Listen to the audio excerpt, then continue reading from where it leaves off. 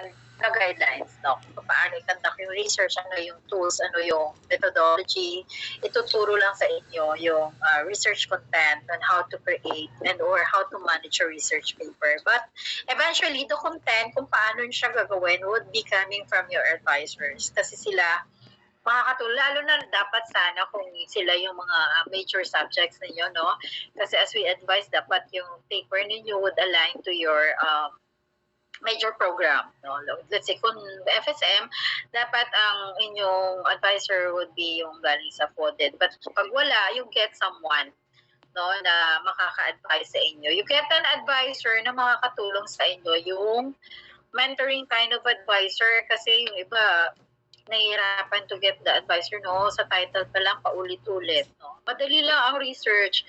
Kung hindi akma sa preference ng advisor, then dapat turuan si students, no? Or i-edit na lang para mas mabilis. Kasi we only have limited time. We're giving only 3 months to accomplish yung chapter 1 to 3. So for the timeline, on December 3, this is the final submission of your chapter 3. Sana napakonsult nyo na rin. But be prepared on your mock defense. So I mentioned naman nung nakaraan, meron tayong mock defense. TBA na lang kung face-to-face or online. Pero meron kayong panelist, no? So, tip ko, sa lahat ng members ng grupo, hindi pwedeng wala during the mock defense kasi i-grade naman kayo individually. May mga questions na hindi lang si leader ang magsasagot. So, I advise you read your research paper, you scrutinize, intindihin, aralin. Depende kasi kung ano yung tatanong ng panelist ninyo, no? So, hindi ako magtatanong. Ang magtatanong, yung mga invited panelists natin, no? So, may mga random question. Kung ano yung pinipresent ninyo, most likely sa title pa lang may magtatanong, kabisaduhin ang title, kabisaduhin ang variables. Pag tinanong, what is your variables, baka hindi nyo pa alam kung ano yung variables. Subject matter, ano ba yung nire-research ninyo. Sinabi, statement of the problem, ano ba yung problema kung bakit ninyo nire-research? Take note of that purpose. Kaya may research because may problem or there's a problem that needs a resolution. So may recommendation at the end of your research, no? So, yung mga hindi nagpa-participate, huwag masyadong kampante kasi nangangain ng tanga ang mga panelists natin. Mapapahiya kayo doon sa inyong panelist, no? Sa mock defense ninyo. May mga question, answerable doon makikita sa RRL. No? Paikot-ikot lang ang research paper, tatandaan ninyo. Una sa title, let's say, tatanungin kayo, what dictates you to conduct this study? Ano ang dapat yung sagot? Siyempre, yung sasagot ninyo, let's say, ma'am, sir, according to ganito, yung massive ganyan-ganyan, ito yung problema. So, our group intend to study ganyan. So, ganyan ang pagsagot ha. Lahat yun makikita lang sa papel. Kung nababasa ninyo ang inyong paper, kung naiintindihan ninyo. There are some question related to RRL. Lahat ng question ng panel doon lang sa RRL. Paano mo mapapatunayan? Bawa, tinanong niya, so how can you prove it? Paano mo mapapatunayan? Simple lang ang sagot. That's why importante yung RRL. According to ganito, states that yung consumption na ganito can help raise uno. So yun ang isasagot ninyo. You read your RRL, you cite your RRL, no? Sometimes all the question, it boils to RRL. Doon yun na lang din makikita lahat, no? So, ang panelists will ask you it either individually, malalaman para malaman nila kung sino yung member na hindi nagbabasa ng research, no? Nag-ano lang, participating on the paper lang pero on the preparation wala. So be ready, basahin lahat para hindi kayo magmukhang tanga on the panel. Yung mga question nila hindi ko hawak, they will ask you on the spot kung ano man ang subject matter, matatanong sila related on your research paper. So, pa-inform sa lahat ng members on their mock defense, mag-ready po, i-announce ko. Pero mas gusto namin yung face-to-face, no? So be ready, baka mag-preserve tayo ng room para sa mock defense ninyo. And then you wear on your corporate attire. Pag sinabing corporate, walang nakalabas ang dudo, ayoko ng super mini skirt. corporate attire, that would be smart casual. Kahit naka ano tayo, naka online, naka smart casual pa rin kayo lahat, no? So walang magsusuot ng hindi business attire. And then yung PowerPoint presentation natin, class, for the mock defense, you limit your presentation to 10 slides only. So ano yung mga vital area na dapat ninyong ilagay sa inyong presentation. So after you submitted the chapter 1 to 3, kukuha kayo na important parts ng research ninyo, yun yung ipipresent ninyo. So, I will give you this. Itong template natin, ito rin yung guidelines ninyo. Okay, so ano ang magiging guidelines for the paper para sa PowerPoint presentation? So, ito lang siya. So, for the chapter 1, of course, ang una yung i-present, let's say one page lang yung title first, and then your group members. Ilagay nyo sino-sino yung mga members ninyo. And then, a little of your background of the study. Straightforward. Ano tungkol saan ang study ninyo? A little introduction, kukunin nyo doon sa paper ninyo. And then, straightforward, ano yung study ninyo. And then, yung statement of the problem sa next slide. Ano yung problema? Yung tatlong binuo mong statement of the problem, yun ang mag-a-appear doon. Significance of the study, very brief lang din. Kukunin mo ano yung significant. And then scope and limitation, pagsasama-samahin ninyo. And then you go with chapter 2. Importante dito is yung RRL. So for the RRL, dapat with proper citation yung inyong RRL. Short lang, pero ang RRL na ilalagay nyo, isang foreign, isang local. No, very brief lang siya. Yung pinaka may highlight, kumbaga yung RRL na ilalagay ninyo, yun yung may pinakamalaking participation ng study ninyo na made-defend yung study ninyo. Next is yung conceptual model of the study, and then yung research hypothesis ninyo. Yung definition terms, I don't think kailangan nyo pang ilagay doon sa mock defense ninyo. So, skip yun na lang for that part, no? Hindi naman siya ganun ka-importante din ang nasa paper nyo naman na yan. Okay, then you have chapter 3, ang pinaka-importante, you put the method of research na ginamit ninyo. So, method of research, and then sources of data, then data gathering instrument, and then procedure, kung paano yung ginawa yung research ninyo. Diba na-discuss naman na natin doon na pwede ito ay framework, no, or isang presentation na naka-graph, no. So depende kung paano nyo i-present. Then your statistical treatment data, no, kung mayroon kayong mga graph na i-present, no. So limit your presentation into 10 slides, chapter 1 to 3. Huwag magulo, hindi kailangan colorful, kailangan naka-business yung inyong PowerPoint presentation. Ayoko nung may animation, no? Kung fruit or services, i-align ang PowerPoint presentation based doon sa content ng research. Hindi siya magulo, hindi siya makulay. Business kind ng PowerPoint presentation. Question? Any question?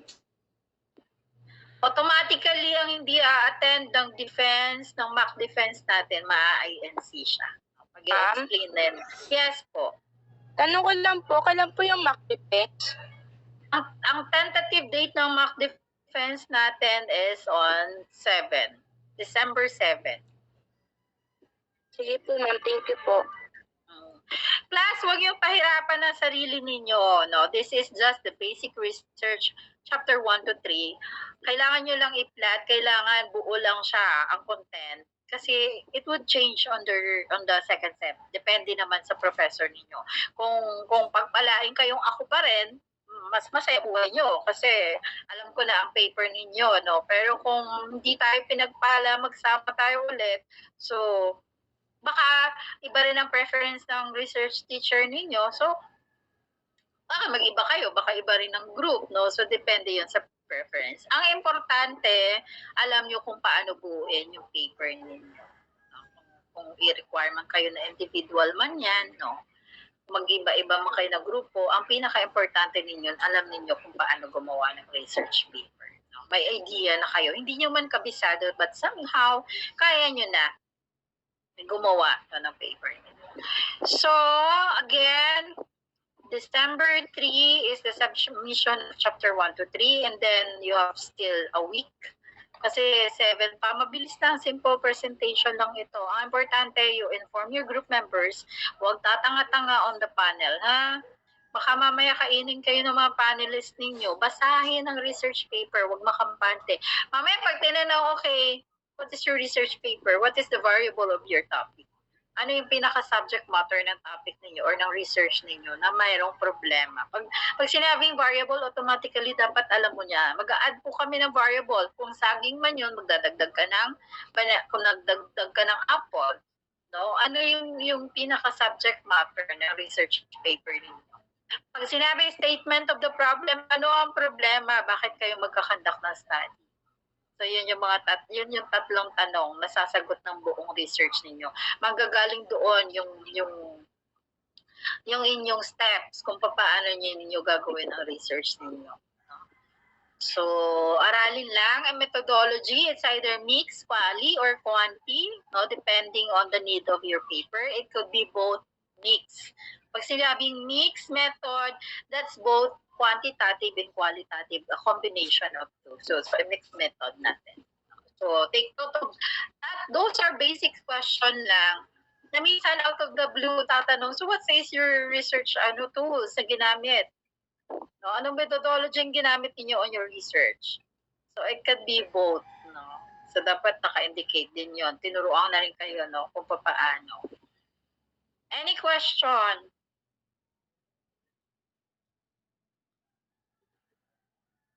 May question pa ba? You prepared pala, class, ha? Baka pag nag-face-to-face tayo at doon sa school ninyo, you prepared lang siguro isang buong klase naman. Mag-chip in lang kayo at 50 pesos para sa snacks or lunch ng ating mga panelists. I will get 2 lang para hindi masyadong madami magtatanong sa inyo. Para lang sa sa snacks nila, ng mga panelists ninyo. Pero kung yon, baka 10 minutes per 10 minutes per group. No? So make sure na ma-announce ninyo sa mga members ninyo. You're ready for your mock defense on December 7. If there's any changes, I will announce it earlier. But you prepare your papers. Okay? So, group 4, okay na rin ako sa group 4. Any question, class? May katanungan po ba ng mga bagay-bagay sa research natin na dapat nyo pang paghandaan? Huwag kayong mataranta pag sumagot kayo, class, ha? You Google, you get online sa YouTube. Mayroong mga nagdi-defense doon, mga students, and tips kung paano sumagot ng mga questions. Pag nagdi-defense. So, ang importante, be confident sa sagot ninyo. Basta't nabasa nyo at naaral nyo inyong paper, wala tayong magiging problema. I-remind your members, baka mamaya title pa lang, hindi nakabisado.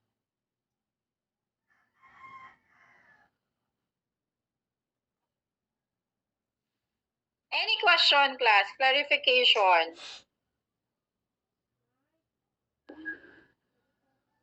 Wala? Huwag kayong kakabahan. Pero I'm telling you, nangangain ng tanga ang ating mga panelists. They are also research professors, no?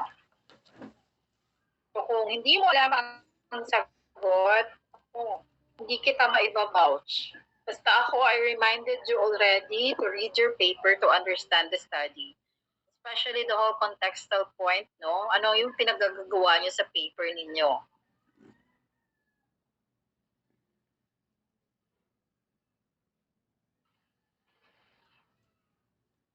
Any question? Wala na? Wala kayong tanong? Nanahimik kayo bigla? Kayang-kaya nyo yan.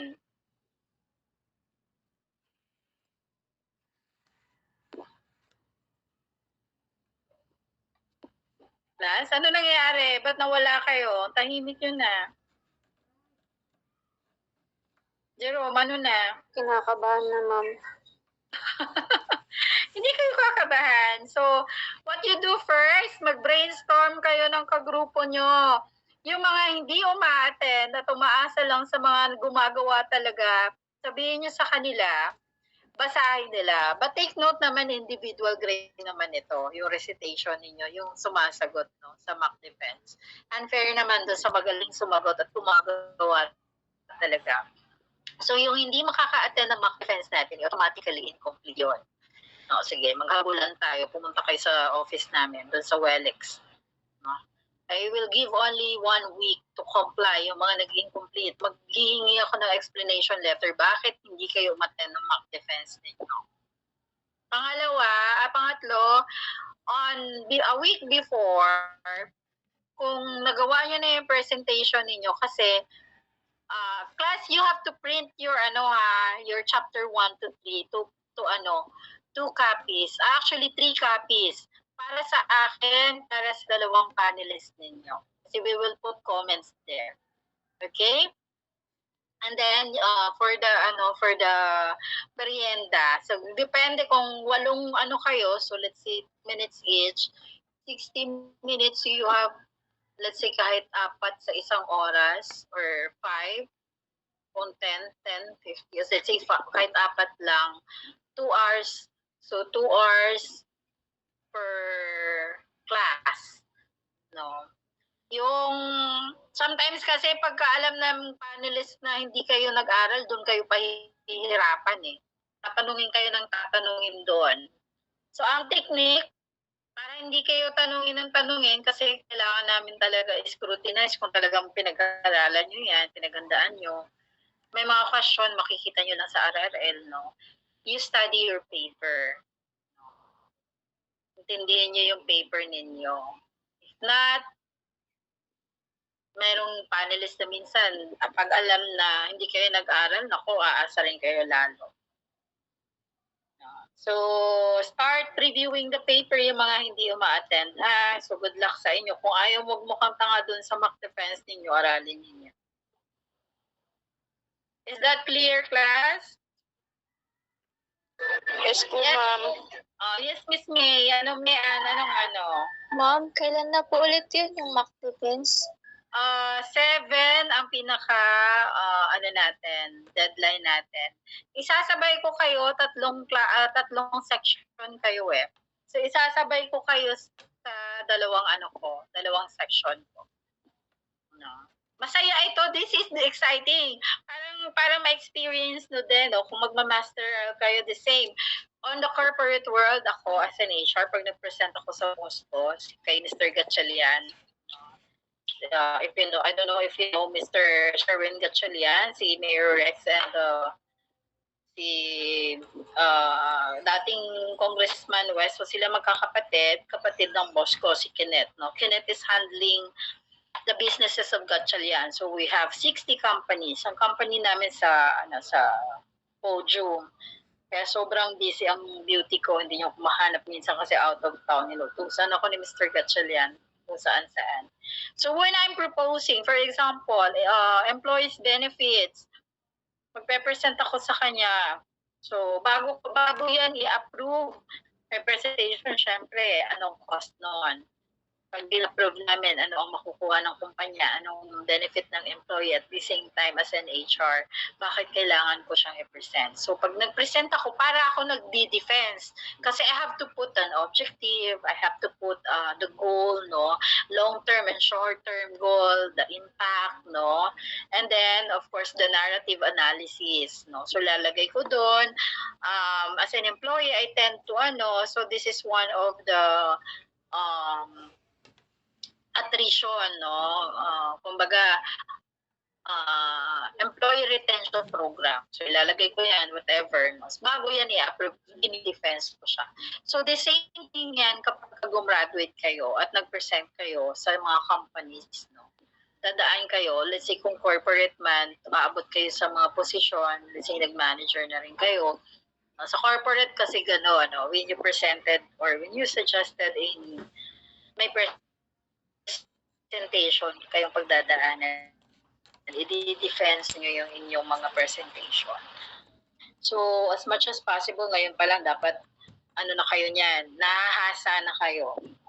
So, mabait naman yung panelist natin, pero medyo mabigat lang sila magtanong kasi syempre, 40 nila ang research. Hindi dahil gusto kayo takutin, but gusto kayo gumaling. Dapat hindi kayo papasindak sa mga question. And for you to do that, dapat kabisado nyo yung paper ninyo. Para pa kahit pa, class, yung tanong nila, dyan lang yan sa papel nyo, babasahin nila yan. Paikot-ikutin lang nila kayo. No, huwag kayo lang kakabahan sa sagot. No, be concise.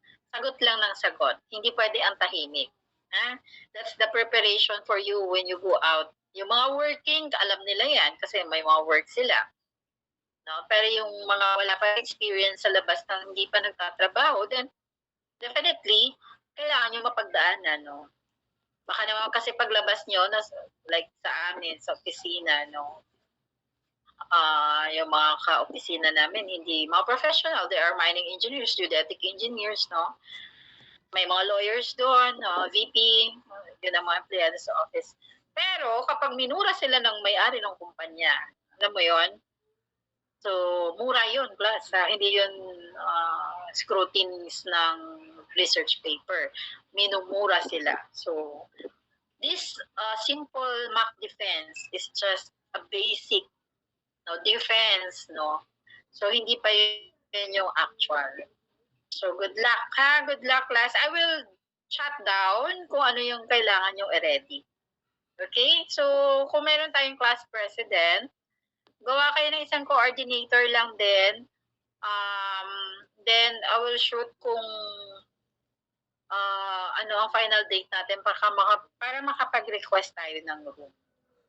And then, you ready lang din. Siguro, depende sa inyo kung doon na rin kayo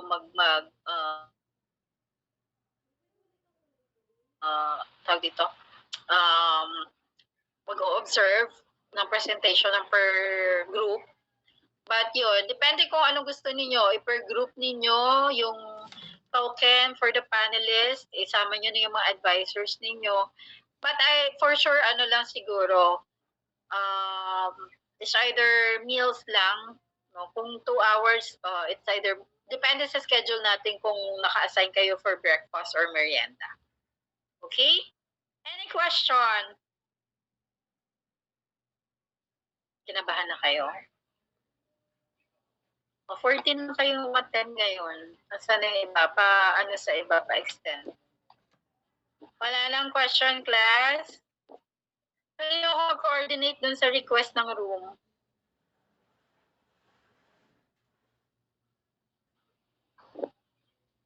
Hoy, nasa na kayo? Ano nangyari sa inyo?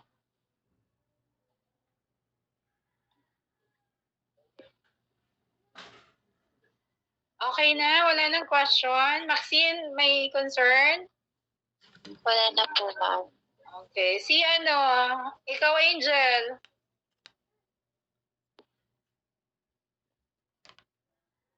Wala na? Mag-ano na lang ako ng point person per class, ha? Para sa mag-organize ng ating mock defense natin. Mapa-approve. For sure, mag-request pa tayo ng letter sa school ninyo. Meron ba kayong sa school ninyo?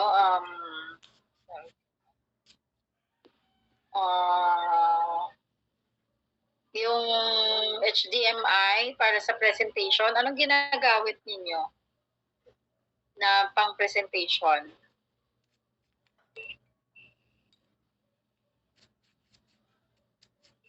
May mga gamit ba ang school ninyo for presentation or nagre-request kayo?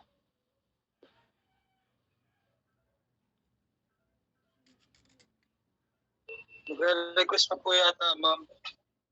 O sige. So let me know lang what I can do para makadala tayo. Ano natin, by Monday, mag-shoot ako sa inyo by Monday. So if no more question, I will leave you na para makapag-ready na kayo. You meet with your group members and advise them on our direction for this coming mock defense. Okay? Okay na? So we'll end the meeting na. I'll see you on your mock defense. Thank you, ma'am. Thanks. Thank you, ma'am. Bye-bye. Thank you po, ma'am. Thank you, ma'am. Thank you, ma'am.